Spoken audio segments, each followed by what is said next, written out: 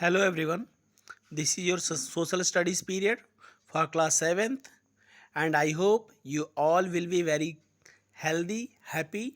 So let us start your social studies. I am going to start your very first chapter, and in very first chapter I have explained already your first two parts.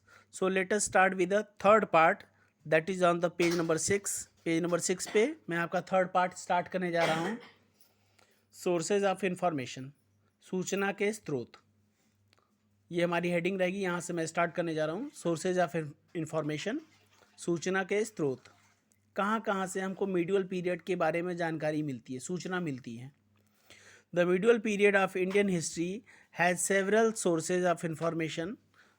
जानकारी के बहुत सारे स्रोत रहे हुए हैं medial period के बारे में जानने के लिए इंडियन हिस्ट्री के, which will help historians to know about this period, जो हिस्टोरियंस को जानने के लिए हेल्प करेंगे, इस पीरियड के हिस्टोरियंस को जानने के लिए हेल्प करेंगे।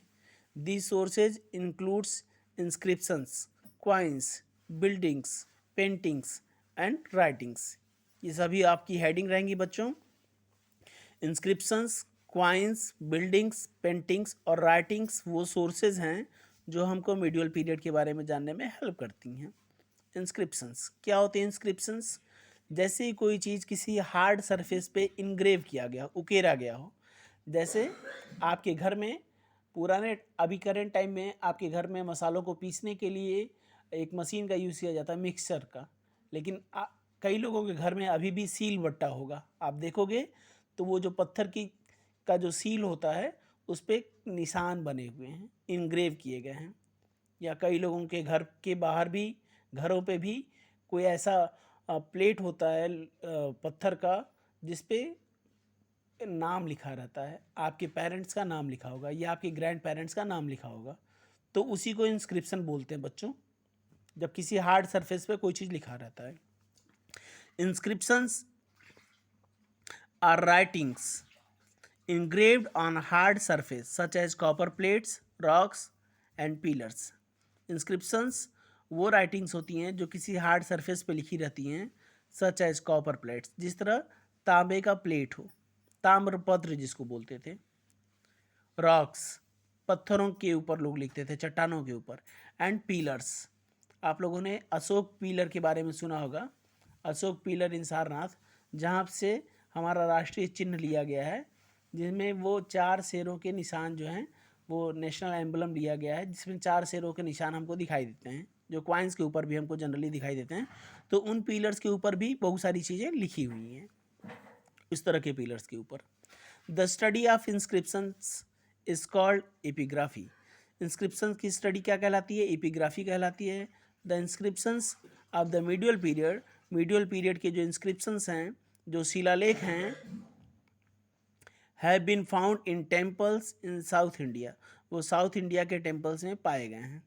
दे provide true information about certain events and dates, qualities of rulers, relation with the other rulers, and sometimes events about the extension of the certain kingdoms during the medieval period. ये inscription जो हैं ये inscription जो हैं provide us, ये हमें provide करते हैं ट्रू इन्फॉर्मेशन, सच्ची जानकारी प्रदान करते हैं, सच्ची सूचना प्रदान करते हैं अबाउट सर्टेन इंपॉर्टेंट इवेंट्स, कुछ निश्चित घटनाओं के बारे में, डेट्स के बारे में, राजाओं के गुणों के बारे में, उनके में क्या क्वालिटीज़ थी और उनका अदर रूलर्स के साथ किस तरह का रिलेशन था, किस तरह संबंध स्थापित था, मैत्रीपूर्ण था या दुश्मनी वाला था, ये पता चलता है। And sometimes even about the extension of the certain kingdoms, और कुछ राज्यों के विस्तार के बारे में भी। कुछ राजा दूसरे राजा को हरा करके उसके राज्य को अपने राज्य में मिला लेते थे, इसको राज्य विस्तार बोला जाता था, एक्सटेंशन ऑफ किंगडम बोला जाता था। तो एक्सटेंशन ऑफ किंगडम के बारे में भी मीडियल पीरियड के बारे में हमें पता चलता है। Royal orders issued by rulers as inscriptions are called rock edicts. जो रॉयल ऑर्डर्स होते थे, जो शाही आज्ञा होती थी, जो राजाओं के द्वारा इशू की जाती थी, इंस्क्रिप्शंस के ऊपर लिखी रहती थी, उन्हें रॉक एडिक्ट्स बोला जाता है। उनको रॉक एडिक्ट्स बोला जाता है। उनका नाम क्या होता है? जो भी राज आज्ञा होती थी, शाही आदेश होता था और पत्थरों के ऊपर लिखा जाता था या इंस्क्रिप्शंस पे लिखा जाता था, ताम्र पत्र पे लिखा जाता था, उन सभी को रॉक एडिक्ट्स बोलते थे। Some inscriptions are very lengthy such long as poems. कुछ इंस्क्रिप्शंस उतने लंबे हैं जितनी लंबी कविताएं होती हैं। In the praise of king, राजाओं की प्रशंसा में। These inscriptions are called prashastis. जो राजाओं की प्रशंसा में लिखी गई जो इंस्क्रिप्शंस हैं उन्हें क्या बोलते हैं? प्रशस्तीज बोलते हैं। They were usually written by court poets. ये राज कवियों के द्वारा लिखी गई कविताएं होती थी जो राजाओं की प्रशंसा करने के लिए ही, अपने राजा की प्रशंसा को और कभी कभी अपने राजा की बढ़ा चढ़ाकर प्रशंसा की जाती थी, वो भी इन इंस्क्रिप्शंस में लिखी गई हैं। Inscriptions belonging to Chalukyas, Chalukya dynasty, Chalukya वंश के राजाओं की जो इंस्क्रिप्शंस हैं, found at Aihole and the Pattadakal in Karnataka. Karnataka के आईहोल और पटाडकल में मिली हुई है इस तरह की प्रशस्ति चालुक्य डायनेस्टीज के, चालुक्य वंश के राजाओं की तारीफ करते हुए। क्वाइंस, जो next heading is coins. Coins से क्या इन्फॉर्मेशन मिलती बच्चों? Coins which are piece of metal used as money. Coins जो मेटल के पीस होते हैं और जिसको मनी के फॉर्म में यूज़ किया जाता है, were usually issued by the rulers of the different kingdoms. वो अलग अलग राजाओं के द्वारा इशू किया जाता था। The study of coin is called numismatic. जो सिक्कों का जो अध्ययन होता है उस अध्ययन विज्ञान को क्या बोलते हैं? न्यूमिस्मेटिक बोलते हैं। सिक्कों के अध्ययन विज्ञान को क्या बोलते हैं? Numismatic. Which provide us much information regarding dates, historical events as well as historical personalities. जो अध्ययन करने से हमें डेट्स के बारे में, ऐतिहासिक घटनाओं के बारे में और साथ ही साथ ऐतिहासिक व्यक्तित्वों के बारे में पता चलता है। वी कैन जज the economic condition through these coins.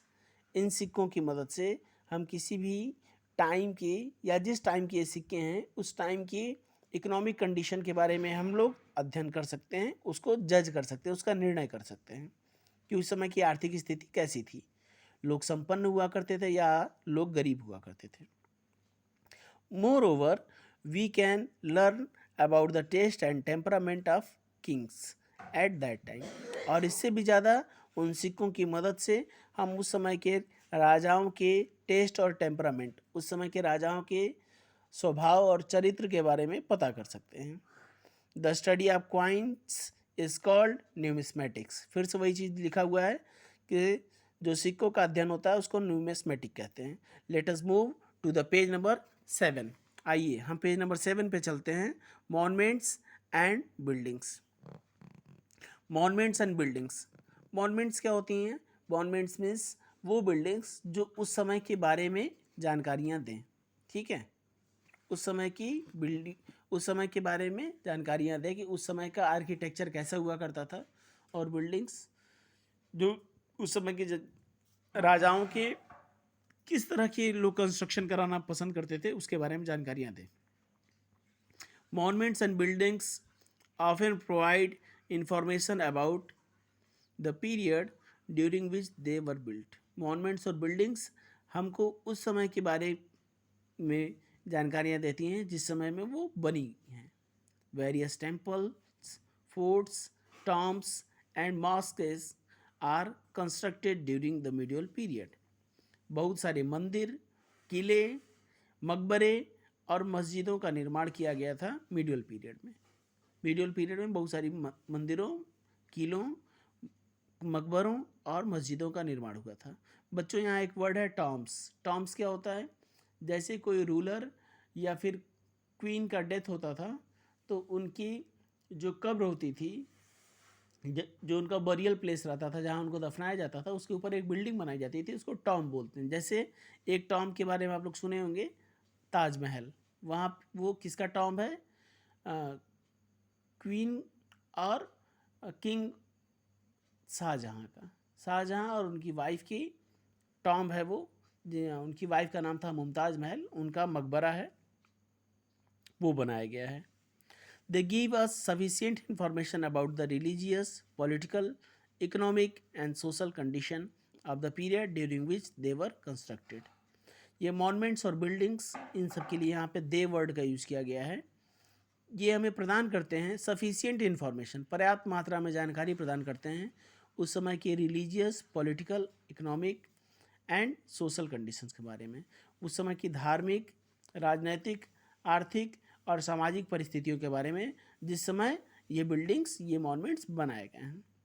Some of the monuments and the buildings that were build during the medieval period, medieval period में बनाए जाने वाले कुछ मॉन्यूमेंट्स और बिल्डिंग कुछ इस प्रकार से हैं: the Taj Mahal, red fort, Jama Masjid, Qutub Minar, fort of Gwalior, Jaipur, Jodhpur and Agra.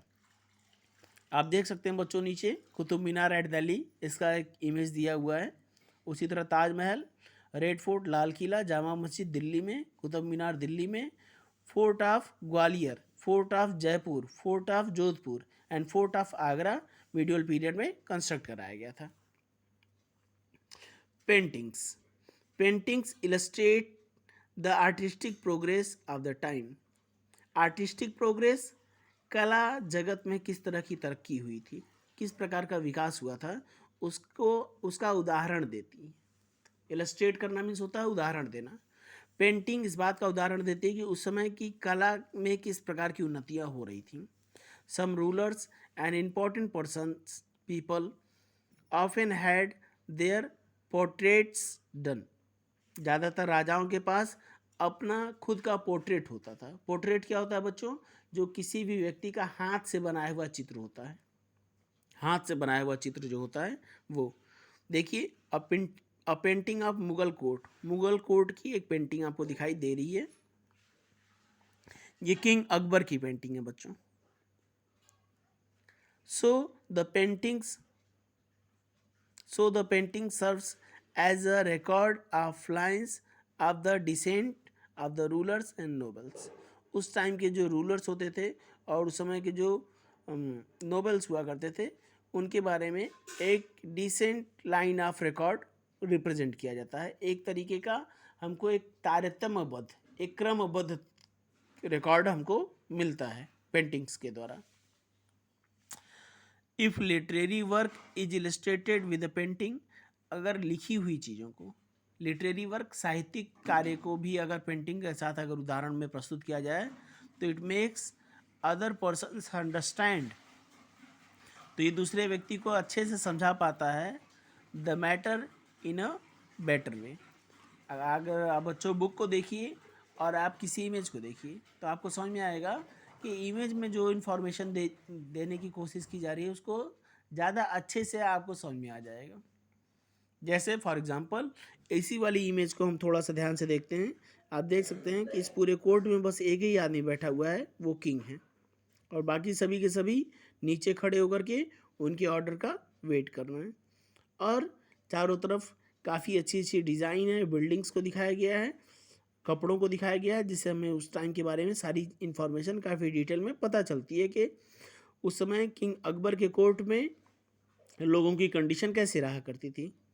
लेकिन अगर बुक की बात करेंगे तो बहुत सारी ऐसी बुक्स हैं, जैसे फ़ारसी में लिखी हुई किताबें हैं, उर्दू में लिखी किताबें हैं, आज के टाइम में उसे सब कोई ठीक से नहीं समझ पाता है, या सिर्फ वही लोग समझ पाते हैं जिन लोगों को फ़ारसी और उर्दू का नॉलेज है।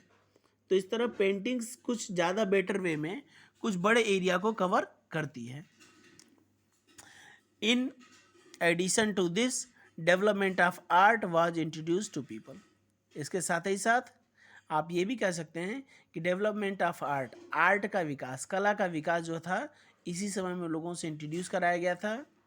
Specially the art of painting during the medieval period, विशेष रूप से पेंटिंग का आर्ट जो है, जो चित्र बनाने की जो कला है, चित्रकला जो है, वो इस समय मिडियल पीरियड में उसका कुछ ज़्यादा ही विशेष रूप से विकास हुआ था।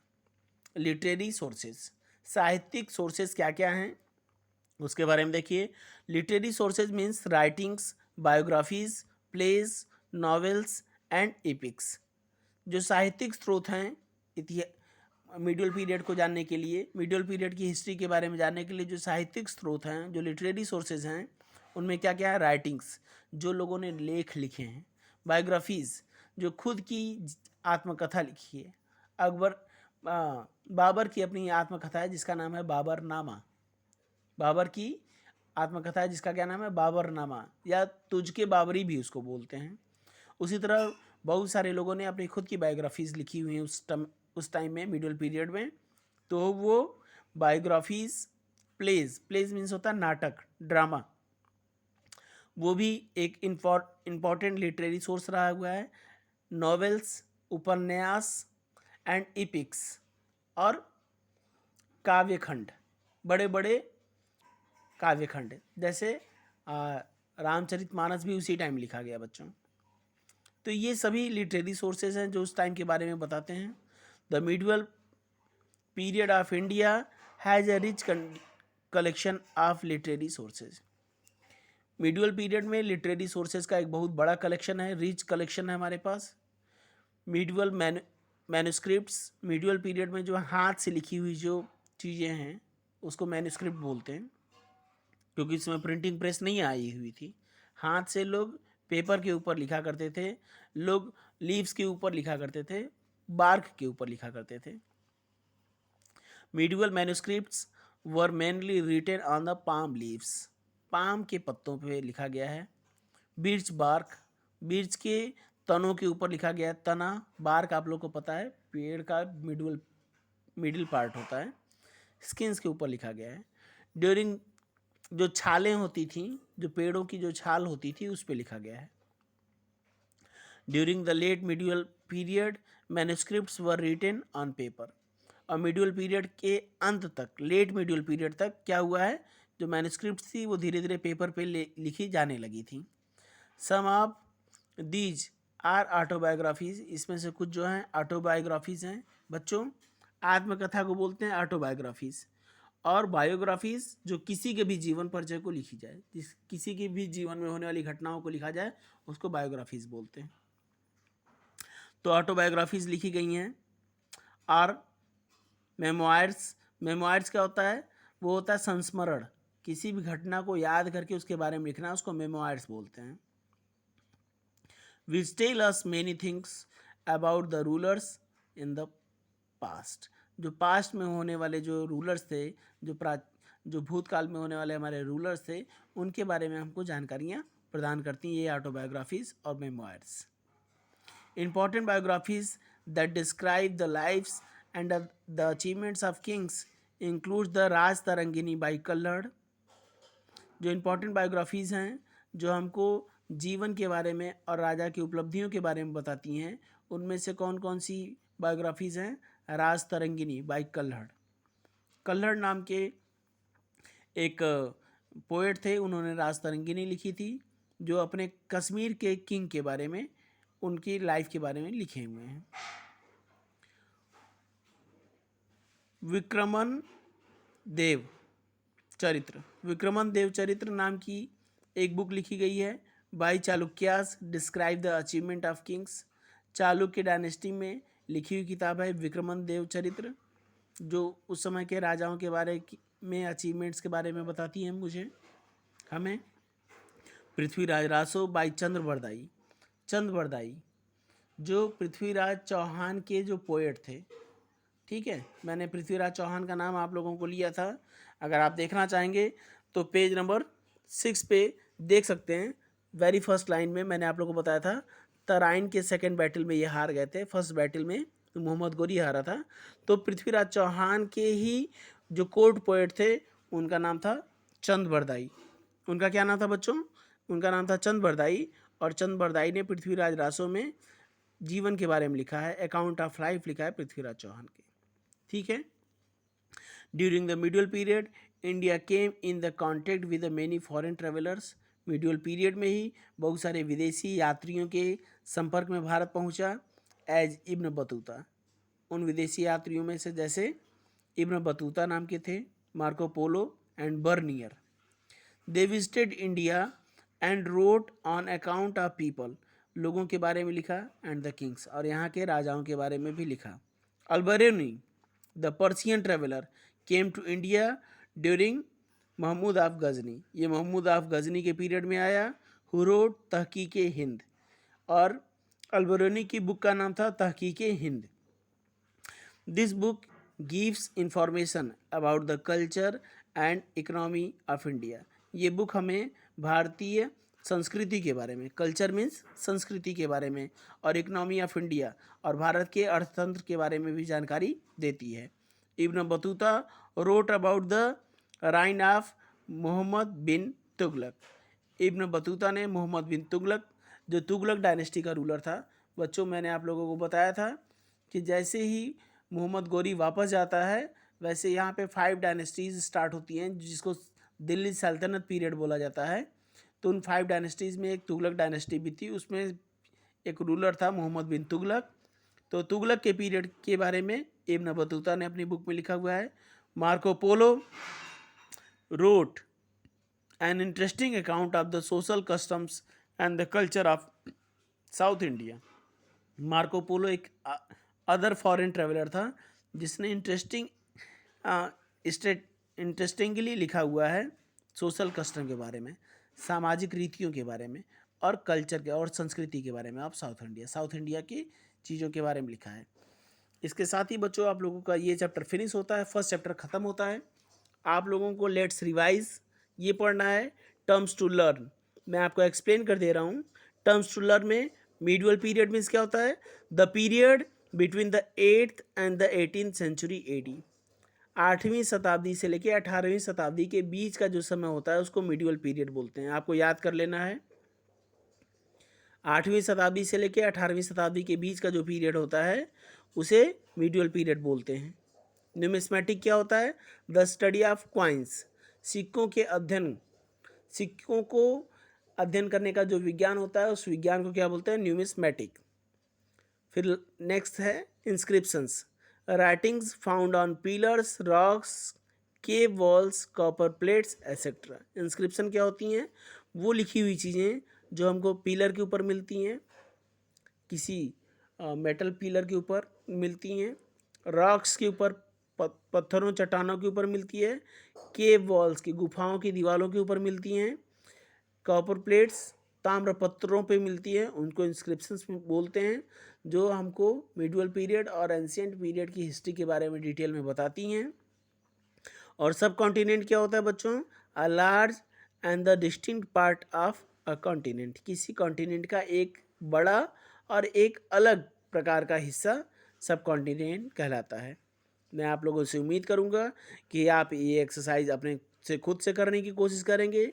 ये tick the correct option, fill in the blanks, state whether true और फॉल्स आप फिर अपने से करेंगे, अदरवाइज मैं आप लोगों को कल ये फॉरवर्ड करूंगा। Thank you.